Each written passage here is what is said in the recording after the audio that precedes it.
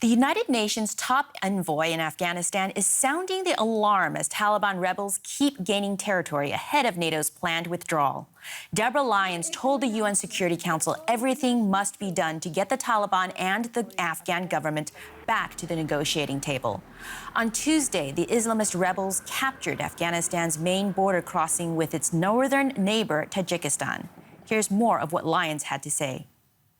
More than 50 of Afghanistan's 370 districts have fallen since the beginning of May.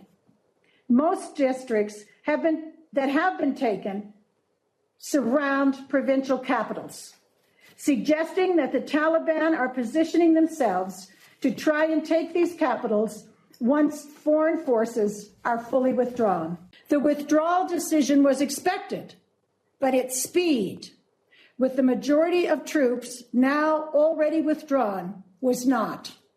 All actors have had to adjust to this new reality that is unfolding. For more, we have journalist Ali Latifi in Kabul joining us. Ali, this isn't looking good, but is also not a surprise. There's plenty of critics who will say, "I told you so. The Americans should not be withdrawing." Thoughts? I mean, I've heard this argument before, but there's not really much of an argument there because the decision has been made. And I think more than saying, "I told you so," the statement or the question should be, what's happened in the last 20 years that has led us to this point? You know, what has the United States and its mission here actually accomplished that 20 years later we're still fighting this battle and we're still seeing a resurgent Taliban who are able to influence people and lead them to believe that, you know, there's a just cause for them to like literally die for, you know, to the point where they would be willing to blow themselves up. So I think rather than saying, "I told you so," the better question would be, well, what went wrong? You know, what did they do wrong? What didn't happen that we're still facing the situation and it's only getting worse now? And the comments from the UN, really, can the international community do anything? They can do a lot, and they should have been doing a lot up until now. You know, we know the government has said so many times, they keep calling it an imposed war. They keep saying that there are sanctuaries and that there are havens and support in Pakistan. They say that there is support in Iran. You know, these are countries that can put influence and pressure on these neighboring countries that are influencing directly in the war in Afghanistan and that are supplying and arming and training, you know, these militant forces. So there's a lot that they could have been doing, and there's a lot that they can still be doing. And in terms of the negotiations, there's no reason that these countries cannot put pressure on the Taliban to say, and the government, to say, you have to take these negotiations seriously. You know, we put you up in Doha. You've been there since 2011. The government has been there for the last year. One of you has to start making some real moves now. So, you know, it's a lot for them to keep making statements and condemning things, but they actually have to take action, things that they haven't done over the last 20 years. I think a lot of people are wondering how seriously we should consider the possibility of a complete collapse of the Afghan government and the establishment of a Taliban Islamist state. I personally don't see it happening because I feel like if you look at what the Taliban has been doing over the last year and a half, 2 years, they've been going on these diplomatic missions around the world. They've been going to the neighboring countries. They've been meeting with European, American officials all the time. And, you know, they put out statements saying, you can take your troops, but keep your money here. I really don't think that they want to be a pariah state again like they were in 1996. I think they still want some level of support and legitimacy. So for them to come and overrun Kabul and to start killing people en masse and you know, bringing back these very draconian rules, I don't think that's going to fly again. And hopefully they're realistic enough to know that, you know, the only way through is some kind of a settlement. I mean, right now they're probably just trying to put pressure on everybody through the war, but hopefully they accept the reality that the only way forward is a settlement. Ali Latifi, thank you so much for joining us. Thank you. Afghanistan has a long history of local militias switching sides and allegiances depending on the tide of politics. The Sangorian militiamen in Helmand province are currently fighting the Taliban. The force counts former insurgents among their ranks. Some say they've been trained by Afghanistan's spy agency as well as foreign forces. What's certain is that for now, their resistance is stopping, though perhaps only delaying, the capture of a strategic city. Gunfire at the gates of Lashkargah, the capital of Helmand province, as these defenders of the city fire on Taliban positions. This is the front line and the fighting is going on every day. The situation isn't good. Right now we hear firing all around us. Just days ago I was injured in the battle. We're fighting the Taliban here at extremely close quarters.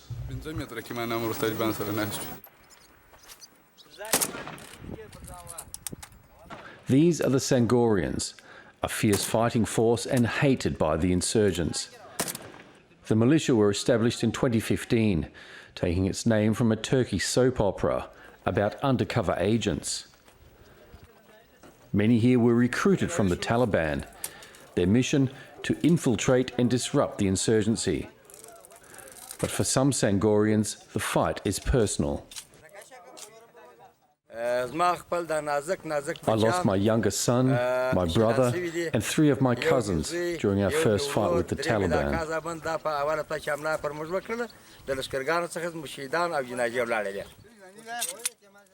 The Taliban are retaking more and more of Afghanistan ahead of the US withdrawal. The Sangorians face an enemy that's better equipped and growing bolder by the day. The Taliban use modern weapons like sniper rifles with night vision, and they come in very close to target us. I was injured, but I survived. We can't even stand up in our outposts without being shot at. The meagre fighting force, numbering between 500 and 1,000 militia, is holding the line, for now. If we Sangorians weren't here, Lashkargah would fall. We are defending both entrances to the city. Local officials acknowledge the vital role of the Sangorians in keeping the Taliban at bay.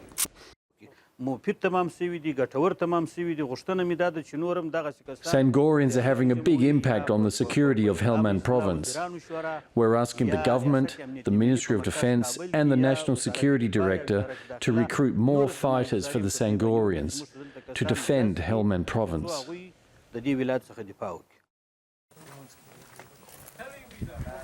But that help may never arrive.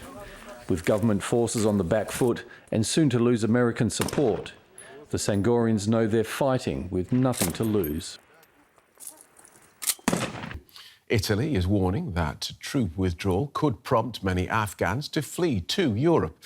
The German port town of Hamburg is already home to a vibrant community of Afghan migrants.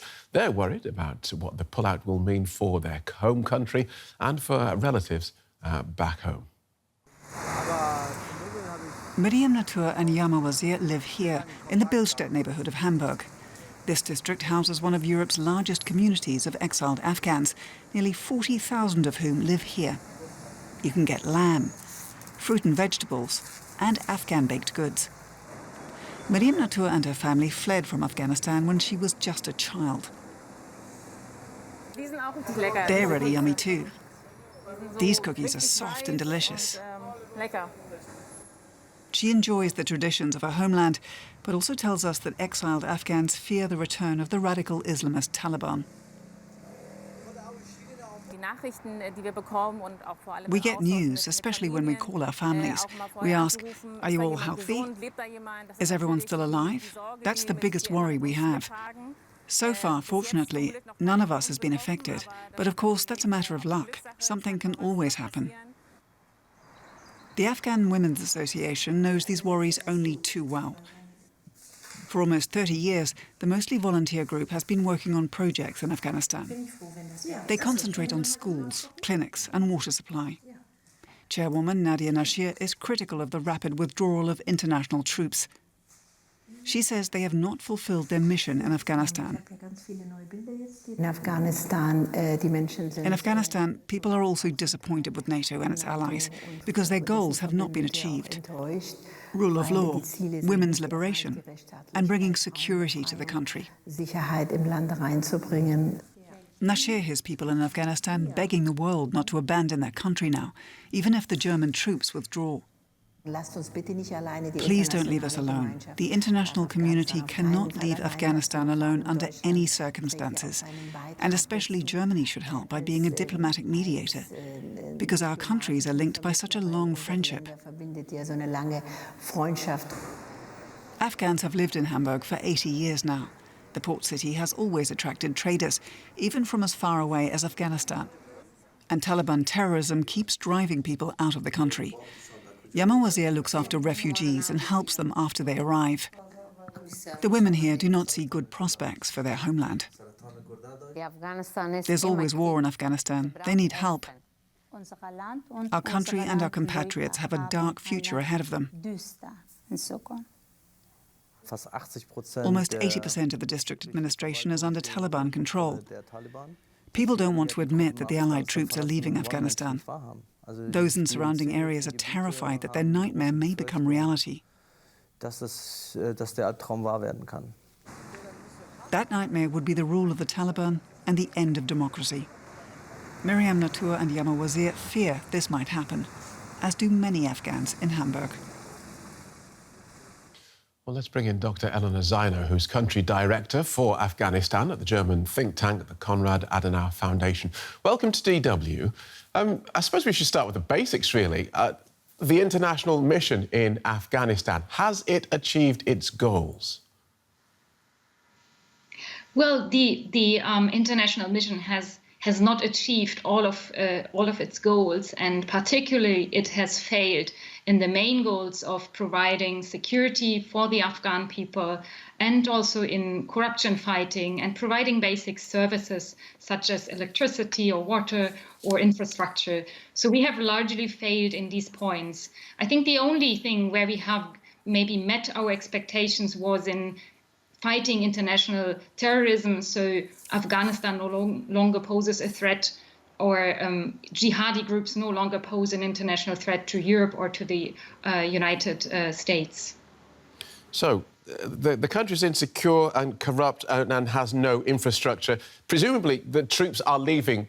This is purely because Donald Trump decided to withdraw US troops, so everybody else followed suit.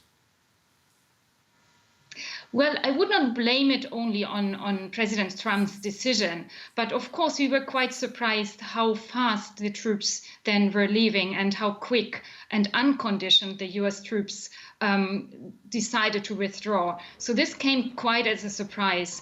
But I think generally I would say that all international forces in the country found it time to leave.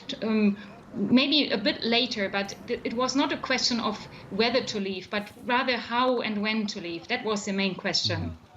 So is there a plan, either from international partners or within Afghanistan, is there a plan for how to defeat corruption, how to build security and how to build an infrastructure once the international presence has gone? Well, this is very difficult to say because we have been claiming or praising Afghan ownership and Afghan-led and Afghan-owned construction and peace process since 20 years. And but on the other hand, we were kind of telling them how to do it. And I think now we have come to the point where we really say, or where we really see what it means, Afghan ownership. And I think now it's time to also have the confidence in the Afghans to build up their country, but of course they need our solidarity. But now, of course, without the military strength and the military international forces in the country. Okay, thank you for joining us, Dr. Eleanor Zeiner from the Konrad Adenauer Foundation. Thank you.